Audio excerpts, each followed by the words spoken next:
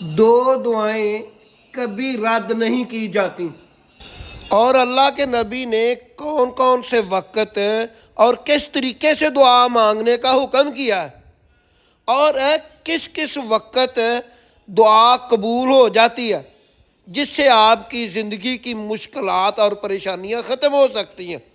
Video کو پورا دیکھیں اور شیئر کریں۔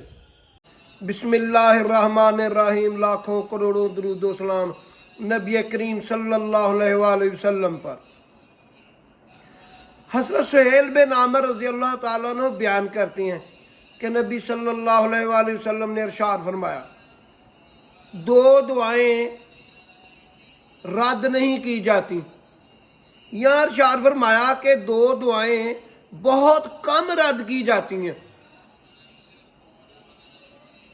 وہ یہ کہ جب اذان ہوتی ہے، اذان کے وقت دعا قبول کی جاتی ہے، یا غمسان کی لڑائی کے وقت دعا قبول کی جاتی ہے، یا پھر ارشاد فرمایا کہ جب بارش ہوتی ہے، بارش کے وقت دعا قبول کی جاتی ہے۔ اذان کے وقت اکثر ہی قبولیت کا وقت ہوتا ہے۔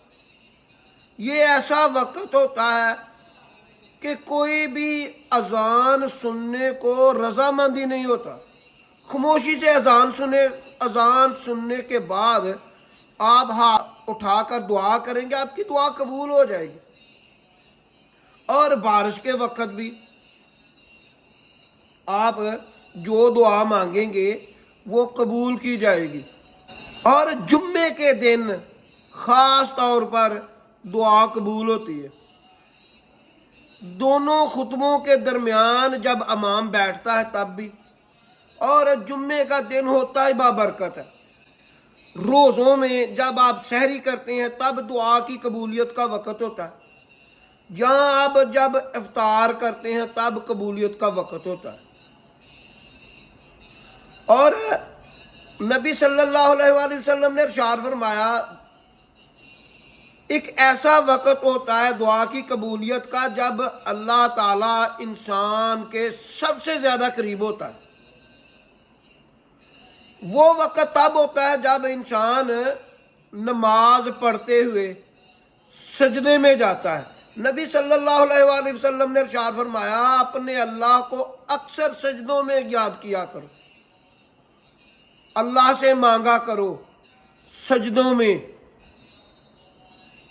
اور یہ سب سے بہتر اور زیادہ قبولیت کا بھی یہ ٹائم ہے کہ آپ نماز میں، فرض نماز میں بھی جب آپ سجدہ مکمل کر کے اٹھنے لگیں تو اپنی جو حاجت ہے وہ اللہ سے کہہ دیں۔ آپ سنتوں میں یہ کام کر سکتے ہیں، سجدوں میں اللہ کو یاد کرو گے تو کسی جھوٹے پیر کے پاس آپ کو نہیں جانا پڑے گا۔ اور یہ وہ وقت ہے جس میں آپ کی مشکلات حل ہو سکتی ہیں۔ آپ کا جو حاجت روا ہے وہ اللہ ہے، آپ کی مشکل حل ہو جائے گی، پریشانی ختم ہو جائے گی۔ ایسی اچھی ویڈیو دیکھنے کے لیے میرا چینل ضرب الاسلام سبسکرائب کر لیں، بیل آئیکن کے نشان کو آن کر لیں تاکہ میری لیٹسٹ ویڈیو آپ کو وقت پر مل سکے۔